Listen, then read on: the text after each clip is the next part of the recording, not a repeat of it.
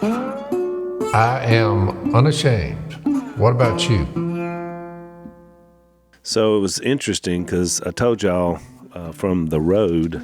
So I did the couple of podcasts last week. I was in a hotel, which was a struggle fest because their internet wasn't great.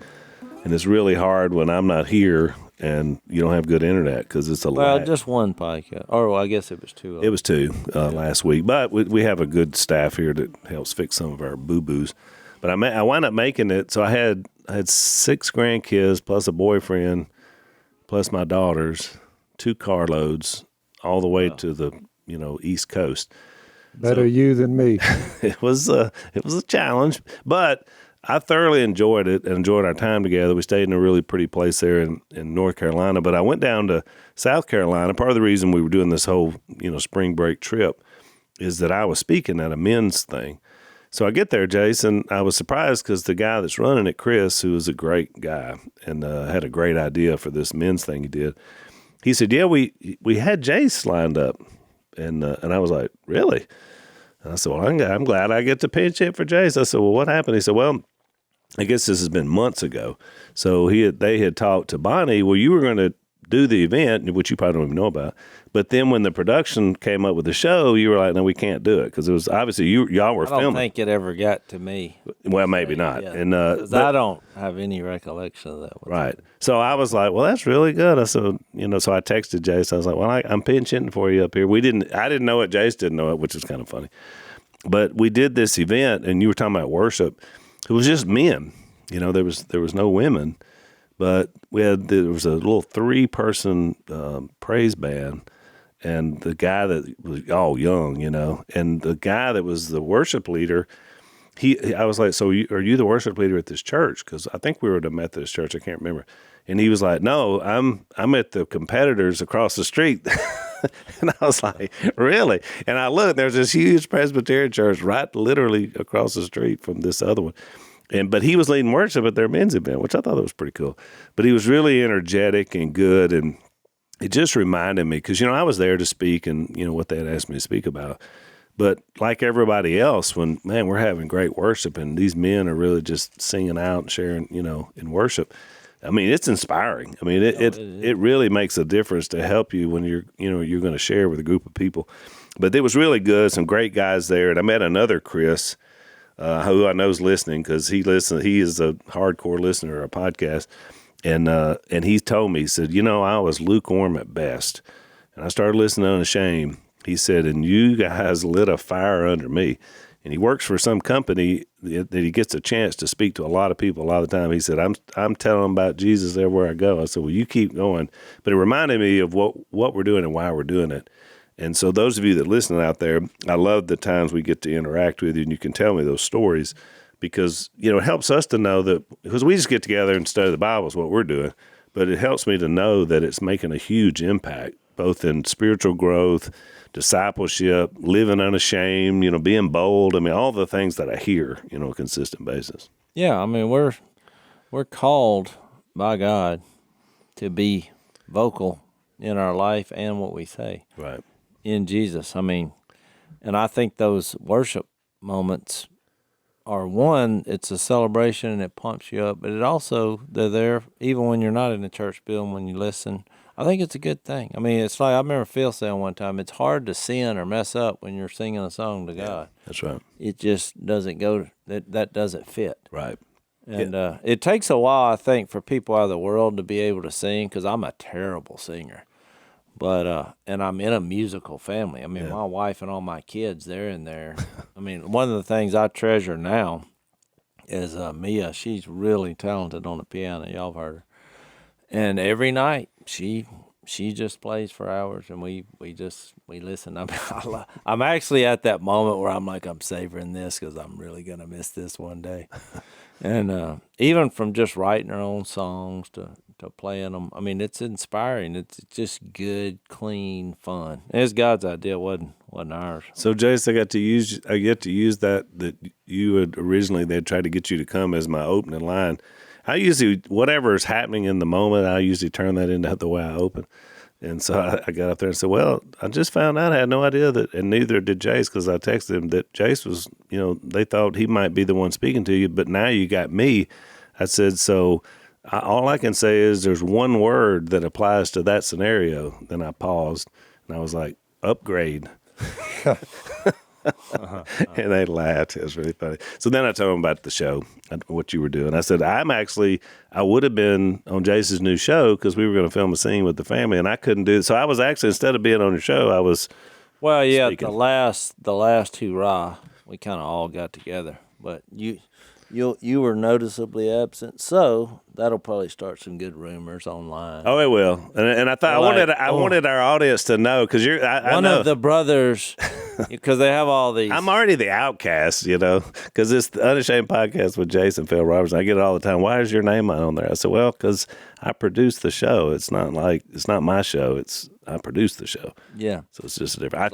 All the things that have happened, people say sometimes, when did you realize that you were famous or whatever? And there's been a couple things that happened, I guess, in our history. But I do remember one time I was in a grocery store, and it was just a long line. I was waiting, and you know how these companies they made an art out of how to put all this stuff that you don't need right there where you put all your stuff out. You know what they call it? What? Impulse buying. Impulse. There's actually a name for it. Impulse buying.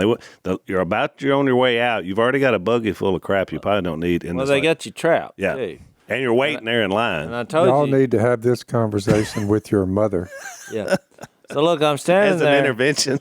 I'm standing there and I'm looking, and there's a People magazine, and we were on the cover, our family. And for some reason, this was during the show. So I was looking, I was thinking, I'm on this magazine.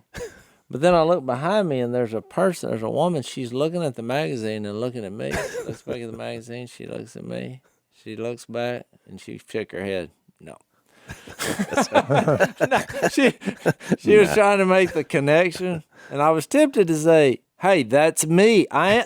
You're wrong. But I thought, no, you're probably right. Can't be me. I had this same experience last year, Jay. So I was standing in line down in Gulf Shores, and I'm glancing around. Like I said, I'm trapped. I'm looking, and I look at one of the tabloids, and I notice the picture, and it's Dad and Si and you and Willie. One of those promo shots from the old show, and it's in the corner of it. And I look, and I kind of looked closer to it, and I got the magazine. And it said, Duck Dynasty shocker, love child driving family apart. That's why I'm saying most of those headlines. I bought the thing. I guess I should have given me money, but I bought the thing just because I wanted to see what they had to say. And me and you and Willie and Jet were just the villains of the story. Right. Dad, you were actually, they treated you kind of. It hit me. I think the Christian world and just conservative people in general, I mean, I may be wrong on this, but I think we're the last people on the planet that it's actually okay to make fun of. That's right. No, you're exactly right. Anybody we can make fun of ourselves. Comedians can make fun of us. We're still good. We're fair game. Have you noticed that? Oh, yeah. Well, yeah, but you've brought up an interesting point. As we plod into 2 Corinthians, a lot of people, they say, but what's providing the fuel to be excited or serious or whatever regarding the Word of God? It's interesting that the Apostle Paul, when he talked about what was going on at Corinth, he gave them the source of the fuel. In Romans 12, when he was talking to the Romans before he got to the Corinthians, therefore I urge you, brothers, in view of God's mercy. And he goes from there to offer your bodies as living sacrifices, holy and pleasing to God, which is your spiritual worship. So worship is tied, if you're looking for what's the fuel behind it, to God's mercy. In the Corinthian letter, therefore, it sounds like Romans 12, since through God's mercy we have this ministry, we do not lose heart. Mercy is a powerful, what would be the word, Al? It's a powerful reason. Yeah. to follow Jesus, the Son of God, because of his mercy. It's a motivator. I think it is the motivator. We probably don't talk about that as much anymore. We talk about his love and all, but the mercy part, we kind of shortchange that a little bit, I think. Right. I mean, those two texts just said, that it's your spiritual act of worship. Well, I think because of God's mercy, and because of God's mercy, in view of it, same thing, that we don't lose heart. We've renounced secret and shameful ways. We don't use deception. Do we distort the word of God by setting forth the truth plainly? You're like, You're right. In essence, it is the same. It's the same message to both churches. Yeah. In Romans, he made it In other more. words, without being motivated by God's mercy, you won't be effective. Right. But he also said, since we have God's mercy, but then in verse 7, he said, we have this, you see that word? Treasure. Yeah. That word appeals to me. We have this treasure in jars of clay to show that this all-surpassing power is from God and not from us, which I think that's another reason to sing. God's mercy and then God's power. And think about it on this veil thing with Moses that he just got through speaking about. His face was glowing, but then it was fading away. Not law. Law was not the motivator here. Even if our gospel is veiled, it's veiled to those who are perishing. And Satan, the god of this age, has blinded the minds of unbelievers so they can't see the light of the gospel or the glory of Christ, who is the image of God. We don't preach ourselves, but Jesus Christ is Lord. So it all keeps coming back to God's mercy based on what he did, nailed to the cross in his resurrection. Right. He keeps telling them that. That's your motivation for your existence. Well, and the reason, we talked about this before, the reason he used the veil and the glory in the brightness of Moses' face and body, the idea, we talked about this in the last podcast, that as it's fading, the realization is law, things of the earth, things that we can or can't control, all those things are fading. And what he's saying here is, but once you get into Christ in his glory, not only does it not fade, it's ever increasing. So that's why he said, let light shine out of darkness. He made his light shine in our hearts to give us the light of the knowledge of the glory of God in the face of Christ. So he was like, Moses was just a man, just like you are. Which is the treasure. That's right. That the light inside. I mean, the law says, keep it or die. God's mercy oversteps that. That's right. And he says, I'll die. I'll do the dying. I'll keep it and die. I'll keep it, and then I'll die to get you out from under it.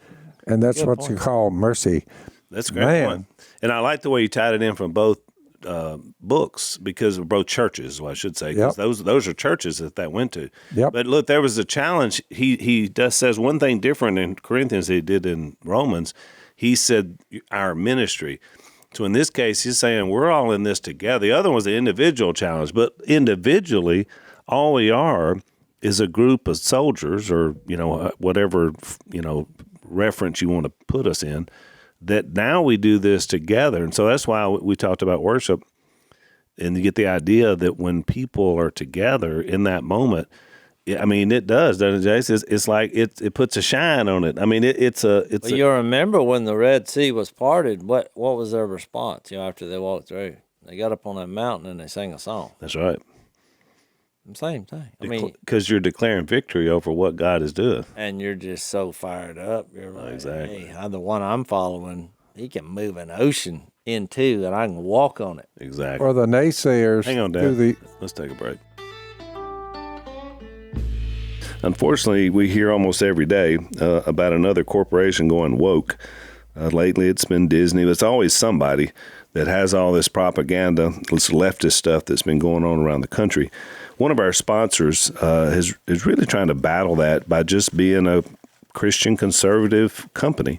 It's called Patriot Mobile, and they are a cell phone provider. They offer the same nationwide coverage as the other major carriers, so you get great service. Plus, you get the peace of mind that when you use their product, your money is supporting free speech, life, liberty, the things that you probably care about as a listener of our podcast.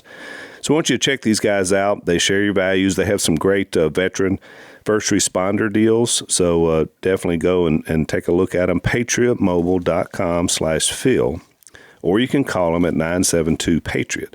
You get a free activation code with the offer code Phil. Veterans and first responders, as I mentioned, save even more if you make the switch. So it's PatriotMobile.com/Phil, or you can call them at 972-PATRIOT.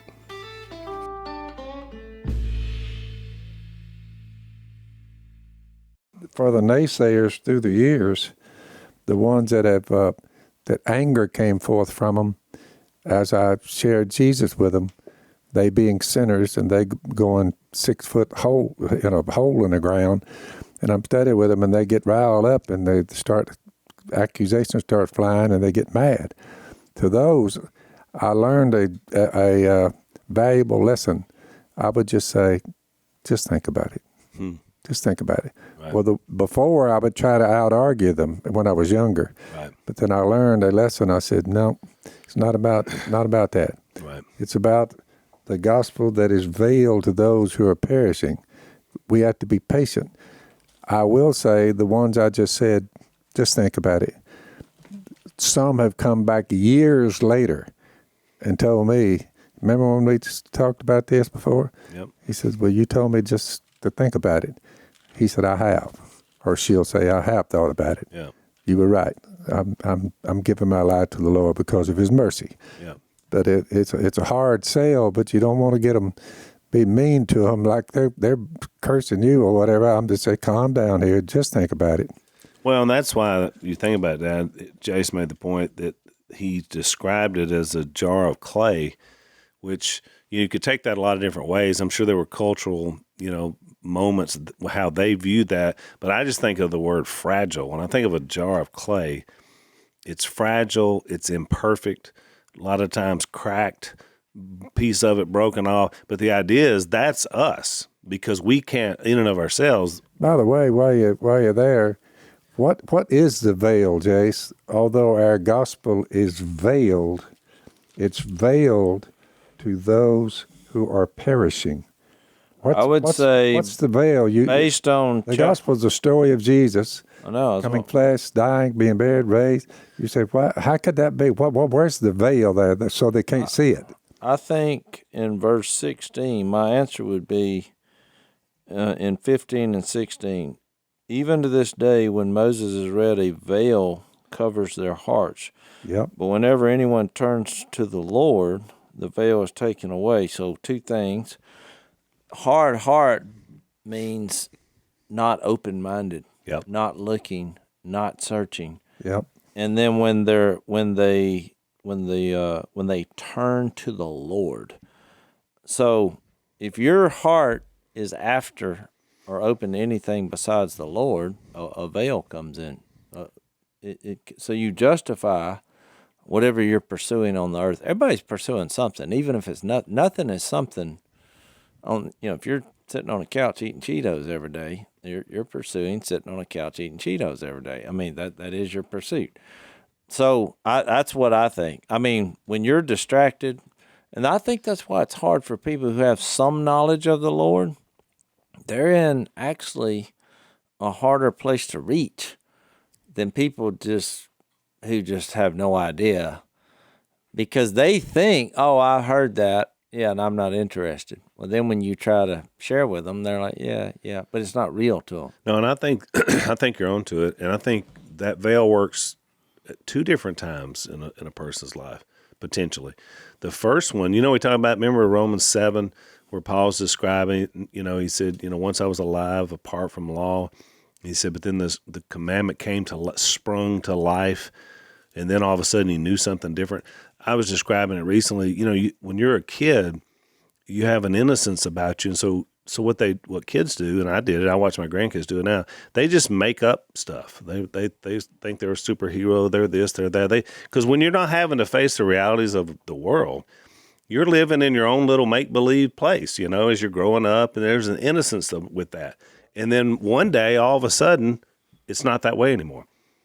And everybody individually happens. Well, what happens? Somewhere there was a realization, a veil was lifted, that you saw sin for what it was. And then all of a sudden you start thinking differently, you start acting differently, and you notice most people leave make-believe then. And he follows that down and ends up with, what a wretched man I am. Exactly. So then you Who's gonna rescue then you me get to from the this point, body of death? the new veil that you have now because of sinfulness in your own life has to be lifted so you can see something in a way out of Well, it. I think a lot of it is people have a misrepresentation or misunderstanding of what it is to be in the Lord. But it's like the same, our last podcast, I mean, I heard a song on the radio or the jet played, and I'm like, ooh. As I started studying, I was, ooh, and I was wowed, and I'm singing this song, and I'm studying, and my point is, it's like I remember when we were first doing the first show we did, and I said, well, what numbers are we looking for? Because I didn't know how the game was played. Yeah. They're like, okay, the show comes out, and then they have these ratings. What are ratings? And I was trying to understand the process of, How do we know whether we're a bit successful? how do we know this is good? And this senior cinematographer there, who's been on hundreds of movies and been involved, and he was the only one, I think, that stayed for the whole filming of I mentioned it on Duck the Show. last podcast. Yeah. He said, oh, it's not about the numbers. It's all about, are you growing the numbers? He said, the day you stop growing, you're dead. And I thought about that in business as well. Same thing, even on like the stock market or whatever. When you stop growing, people sell. They're like, oh, they're gone. It's over. But translate that in the Lord, you never, once you turn to the Lord, well, you never stop. The day you stop being wowed by the Lord in your Christian life, you're dead. You've lost it. It never stops then as you grow and mature and learn. And because basically the Bible has one theme, and it's wrapped around Jesus and who he is. Well, you're going to study and be wowed by that for the rest of your time on earth. That's why when you share Jesus, which is all about ministry and what we're talking about here, it fires you up every time with a greater excitement than drugs or alcohol or the world. It's a greater spiritual high when you see people who turn to the Lord, then it excites you. Then you all go together and you sing about it, just like they did when the Red Sea was parted. They had a moment there. I mean, that song is amazing. I mean, they're like, the Lord is a warrior. I mean, here they were being, it's one thing to read a story. It's another thing to be out there. They have movies. There's enough warrior movies and 1600 movies and people getting stabbed with knives. And I mean, Hollywood's into that and people like watching it. Well, you're being chased and you don't have much weaponry by a bunch of warriors. In any worldly situation, you're fixed to die horrible death. Slaughter. Yeah. And then all of a sudden, you have this happen, some supernatural occurrence that's unexplainable. And then all these warriors, the greatest fighters on the earth, they just get pummeled. Swallowed up. Yeah, swallowed up. And then, well, you're up there singing, hey, you thought you were a warrior? The Lord is a warrior. Right. I love that line in that song. But I think the same thing happens in everyday life from a spiritual standpoint, because he's talking about spiritual here. That's why he gets down to the end, which I hate jumping to the end, but I feel like I need to with saying this. But he's like, we focus in verse 18, so we focus our eyes not on what is seen, but on what is unseen. For what is seen is temporary, but what is unseen is eternal. And this is coming on the heels of all this stuff about being in despair and perplexed and struck down. And I mean, all the life's physical challenges and the things that goes on. It's like we have a spiritual warrior in our hearts that's leading us to victory. And it ignites our fire in us every time it's shared. That's why he said, I believe, therefore I've spoken. Right. You can't help it. Yeah. You can't help it. And it reignites that fire every time. So that's how you kind of stay excited. And I think you keep away from veils then. Because you think about it, when you have a veil, not only are you not seeking and you're not understanding, well, you're not sharing either. Your life is being wasted. Right. You were given life and you're just spinning your wheels, doing whatever, trying to make a buck here and there and trying to find direction. Well, and then the idea of veils in and of themselves are to hide. Maybe it's to hide beauty, in the case of some, groups around the world, their women have to wear a veil to hide their beauty so other men won't look at them in a bad way. Veils are about hiding things. And it is interesting because in the Moses case, it was about hiding the glow fade, because the only way they could stay fired up about trying to keep the law, as long as they thought that God was, Moses had this glow about him. But as that fades, so did their faith, because they didn't have a strong faith, because they didn't understand exactly what was all There's that. also a source for the ones who say, get that Bible out of my face. Hang on, Dad, before you read that, let's take a break. So as we're turning spring, heading towards summer, one of the things that I always think about, and I'm sure you guys do too, is do I have some really comfortable underwear that will wick the sweat away from my body? Do you think about that a lot, Dad? Not really. Well, I do. I'm a little man of a little bit of heftier, but I'm working on that. But one of the things we love about our Tommy John underwear, and I've mentioned to you before that I was using this product long before they started sponsoring our show. And one of the reasons why is their underwear don't ride up and they don't bunch up. And now they have these new wicking technologies that actually keep the sweat from, when you're out in the sun all the time working, doing whatever you're doing, it can become a real problem. Shipping and returns are free because every pair is backed by Tommy John's best pair you'll ever wear, or it's free guarantee. And I like that. It's Tommy John's anniversary month that we're in right now. So whether you're trying them for the first time or you're a longtime fan like me, get 25% off site-wide right now at TommyJohn.com/Phil. That's 25% off. That's awesome. TommyJohn.com/Phil. TommyJohn.com/Phil. See their site for details. They are more comfortable.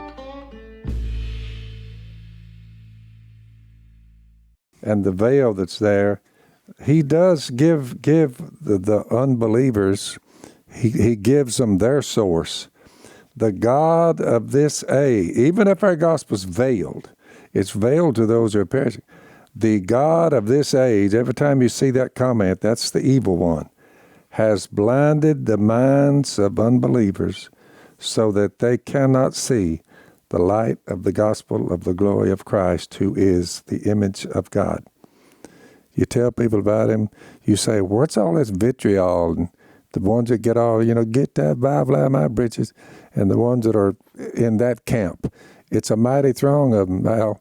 But he says right here, the God of this age has blinded them. They can't see it. Well, no, that's a good point, too, to remember that God doesn't hate them. He loves them. That's right. And he wants them to understand, but they're blinded. So when you understand it's the evil one that's wreaking havoc in their lives, because people, we get so sensitive to people that we disagree with that we start hating them as a group of people. Yep. You're like, whoa. Well, what's ironic is he blinds them with things you can see. That's right. Yeah.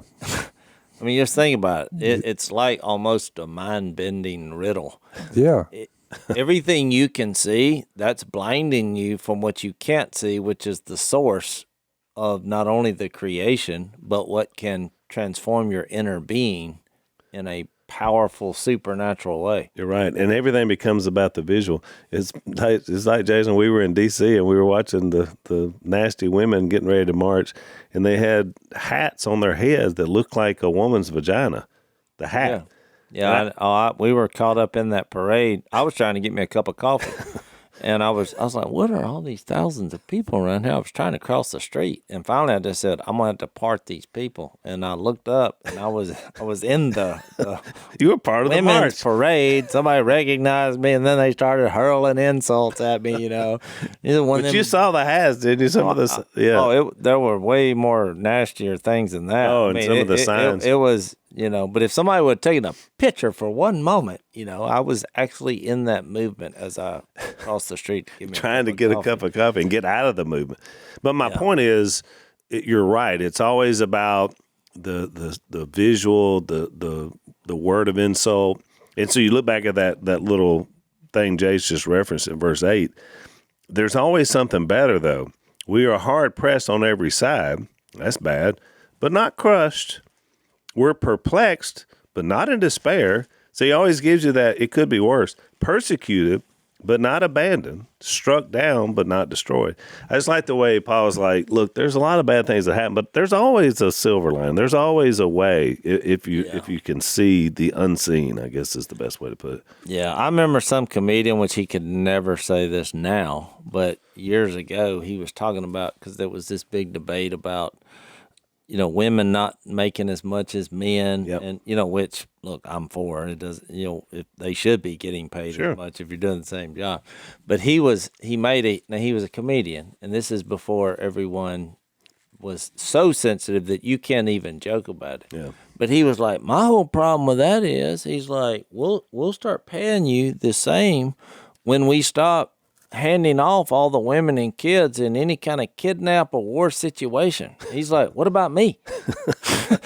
He was, that's just, you don't think about it on TV. Right. But every time it's like, he's like, you could have the most feminist of feminists, he's like, but if some kind of hostage situation breaks out, they're like, hey, yeah, we're out of here. Let's get the women and the kids out, Yeah. But I just thought about that when in our society now, we all should get paid equal, but we then become sensitive on these issues where we're not so much practical in the worldly application of it, I saw that on the recent Seinfeld episode when George. Well, that show couldn't even be on. No, I know. That's what I was thinking. It makes me think about every time you bring something like that up. They were having a birthday party, and there was this clown, Eric the clown, was there, and George didn't like it. And something caught on fire where George just ran over the women and kids to get out of the door. Yeah. And so when Seinfeld saw him, he said, so, George, you pretty much think the notion of women and kids first is an outdated one. He said, yes, perhaps. Yeah, well, it's like that. It's like that big debate they said about like women who watch the Titanic. They're like, "Boy, that's the most romantic movie." Well, that same comedian was making a joke. He's like, "It was horrible." He's like, "Every man in it died." He's, you know what I'm saying? Except for that one guy, the one coward that got on the boat. Yeah, exactly. Well, probably he's alluding to in 2 Corinthians 4. We covered this earlier in 1 Corinthians chapter 2. We do, however, speak a message of wisdom among the mature, but not the wisdom of this age.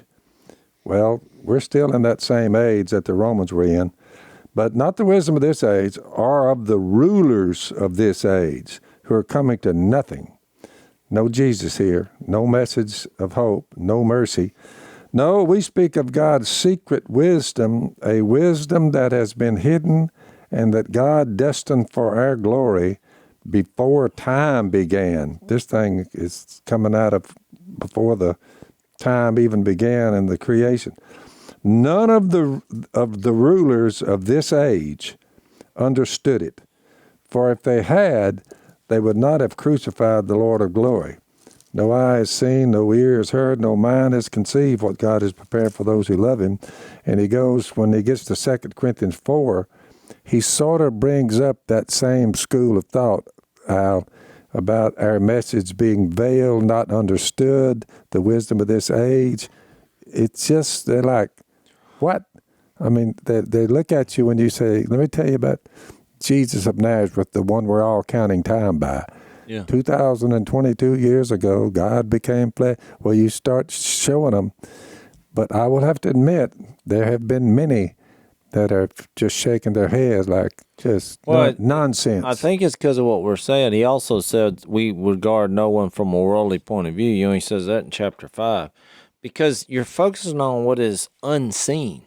It's not about male or female. He addressed that. He basically made it about everybody. Here's what you come together under. Everybody's made mistakes, and God passed the test for you by giving up Jesus. And that's what he's referring to when he says, this treasure is in jars of clay to show that this power is from God and not us.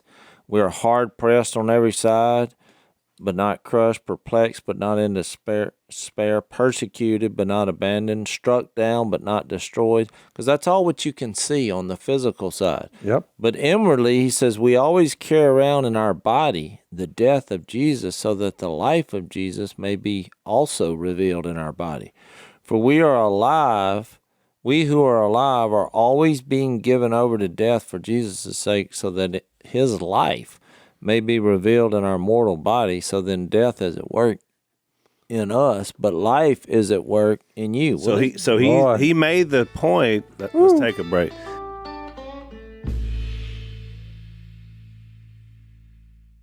He made the point, Jase, that everything they were doing, because the we there every time, he's talking about him and the people trying to help this church in Corinth, because he says at the end, we do all this for you. Yeah. So that you can understand, so that you can see. But it's men, it's women, it's believers, it's people who are focused on the Spirit of God and Jesus that saved them, going around being mauled from a worldly sense. Right. But having an eternal victory because of what we're a part of together. I mean, I think that's what we got to get our head wrapped around. To use y'all's language, I'd never heard that before, but to have hats portraying the women's genitalia, to wear hats and jumping up and down, I probably would think, if I was just standing there, that maybe they're not quite ready yet to accept the you grace think they of may God. have a veil? I mean, you think a veil may cover their heart? Is it a veil? Yeah.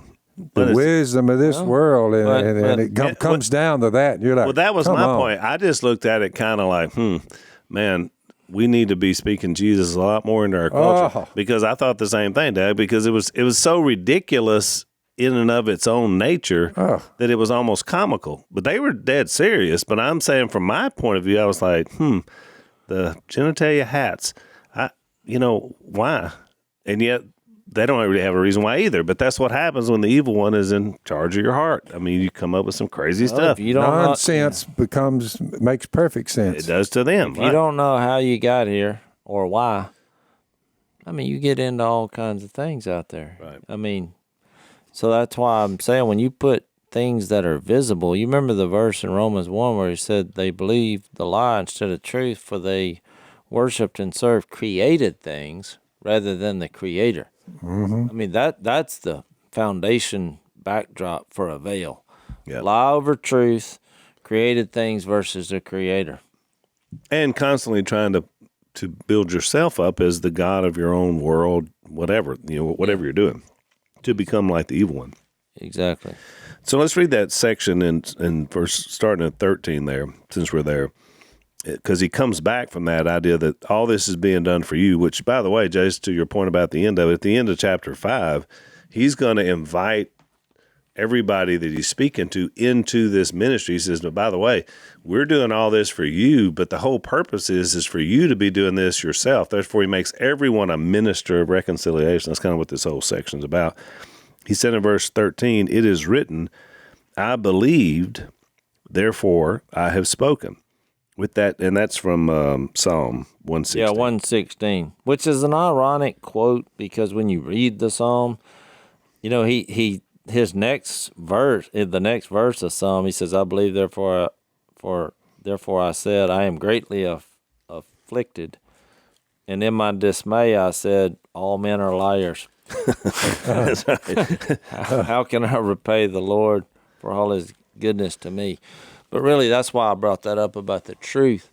I mean, Jesus, when they were his disciples were trying to figure out truth, which is the same thing we do in our world. What is the truth? You can't handle the truth. The truth will set you free. Well, what is it? Your truth, my truth. Yeah, Pilate's like, what is truth? And then here's Jesus when, he was trying to say, look, I'm going to take care of you. I'm not going to leave you. And Thomas is like, yeah, but how do we know? And I mean, where can we go? And then that famous statement, he said, I am the truth. Yep. I am the way. I am the life. So, I mean, it's embodied in who Jesus is. And that's it, Jase, because think about it. Without the Godhead, without absolute, without something that's bigger than all of us, what you'll see is, and our culture did it in a pretty short period of time. I mean, less than a few hundred years. You'll wind up just saying, well, there is no truth except for what I think. And somebody says, well, what are we going to call you? Well, my truth is I'm going to be, and then they give you a list of pronouns. And you're just like, really, that's where we're at? Like, we can't just even have a conversation. But the problem is if you're a part of a movement, anything on the planet where men and women are leading it, well, all men and women are liars at some point. Yeah, according even to if it's Psalm not 116. on purpose. Right. You get off. You make mistakes. That's why veils came into play here.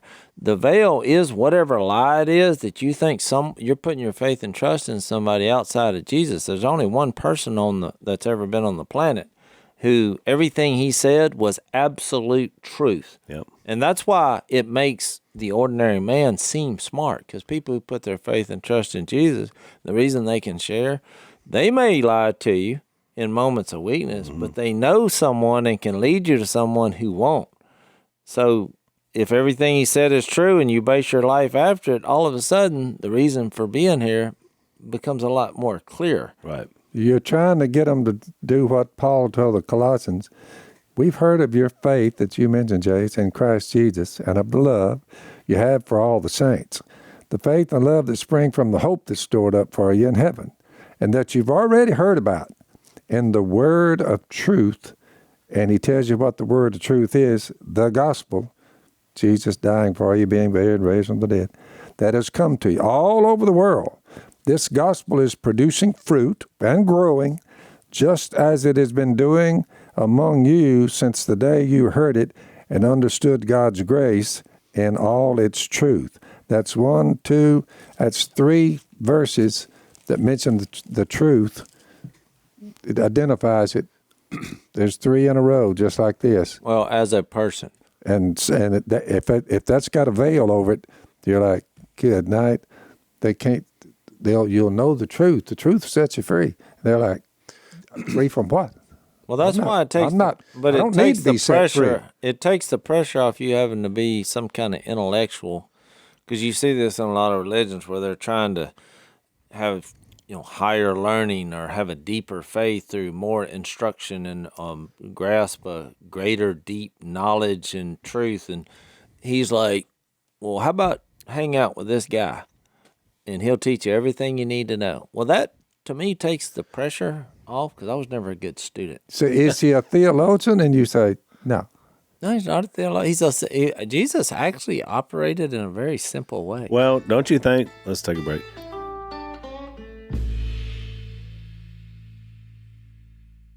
Don't you think if Jesus would have wanted that kind of mindset, he would have at least picked 1 out of the 12 that he was going to spend the most time with for 3 years to be that person?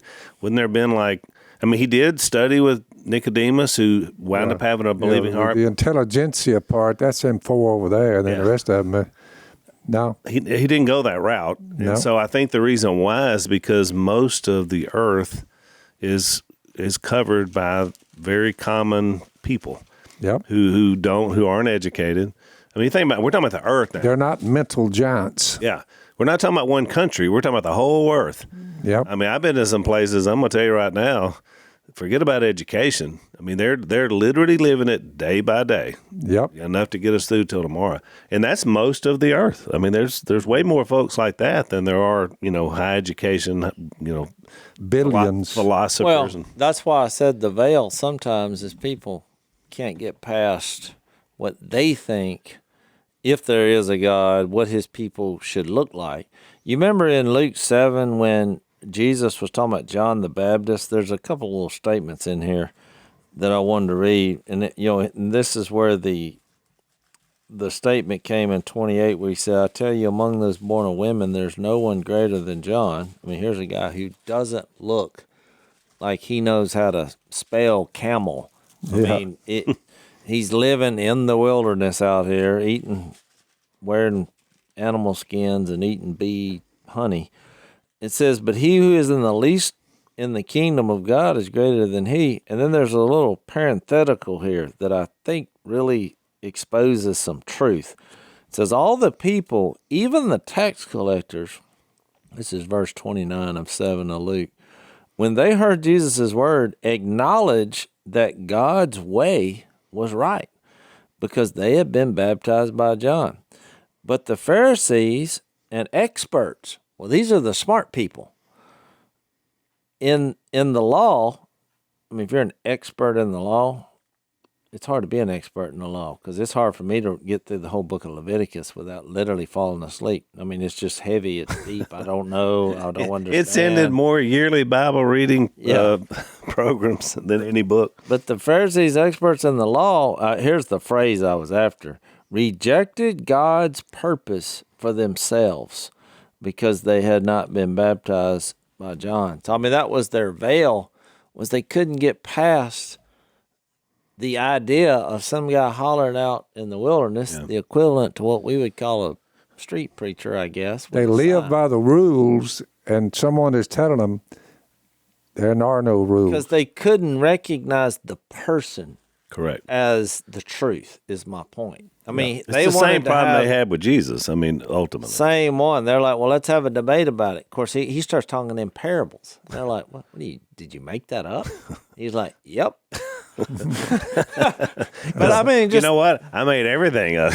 but just think about it. Some guy's going to get up and he's fixed to give some dissertation on God and life. And he starts making up stories. I mean, this has kind of got some sigh. And he doesn't know Jesus yet. He doesn't know Jesus. I mean, it'd be like Cy getting up and making up, because Cy's like, well, my stories are based on a true story, which, okay. But you're like, They started in truth.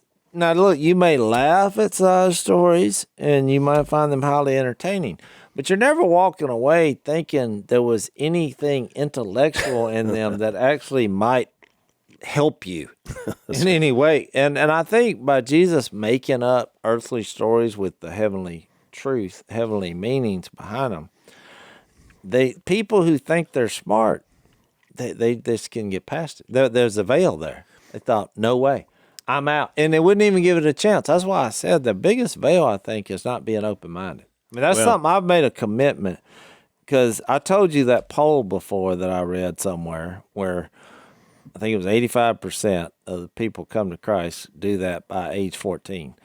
And then it's like the next 11% is 15 to 29. Well, now we're down to 4% when you hit 30. Well, what's the problem there? People are not open-minded once they get past about 30 The years further old. they go, the harder They're not. That is the biggest You're veil out there. Is so. Well, here I am. I'm 50. I mean, I'm like, keep an open mind. Keep an open mind. I tell myself almost daily, because somebody will say something. If I don't agree with it, or they ask me about something, I'm like, I want to keep an open mind here, because I realize once you leave 30, you just get it in your head on what you were taught, and if you're not careful, you wind up like the Pharisees and the experts, and you're dead wrong. I've told more than a substantial amount of human beings. They're 57 years old, 60, whatever, 48, 49. I said, you're to be commended, because most people, when they get your age, you couldn't beat it in the head with a sledgehammer. And most of them say, hey, I should have done this a long time ago, gave my life to Jesus, but I'm just too dumb and hard-headed to do it. Well, and I think that's what goes back to something. Most of them, you could tell, are really heart-wrenching.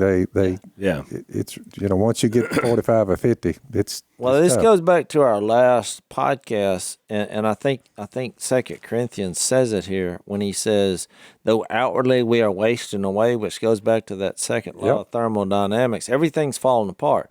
Well, the problem is when you get over 30, the more experience you have on the earth, the worse it gets. You literally start falling apart. No doubt. Marriages are getting divorced. The kids are mad at you. Your body's falling apart. Your house burned down, and yet you look over there, and all that's left is the chimney and the fireplace. You're like, what's going on here? That's ironic. I mean, everything is just bad and this rubbing it in. So you begin to think, well, it's God's fault. He doesn't love me. I mean, he's not. It's a wrong view of how you're supposed to view life, where he says here, you're wasting away. And he didn't apologize for it. But he said, inwardly, you're being renewed day by day with the open mind, with a relationship with the Lord, for doing his work. He wasn't like all flowery saying, oh, come to Christ, and if you start sharing Jesus, you'll have all these blessings. He said, we're what do you say? We're hard pressed on every side. We're perplexed. We're persecuted. Struck down. We're struck down.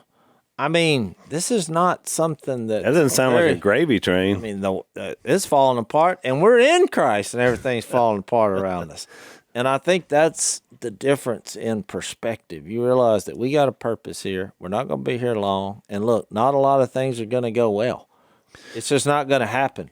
He said our light and momentary troubles are achieving for us an eternal glory that far outweighs them all. He basically is taking some bad news, what Jase is talking about. Phil, that's true. Look, I tell people, when people say I'm ready to give my life to Christ, I usually say, now hang on. I don't say, oh, great, let's go get this done. I was like, now hang on, are you sure?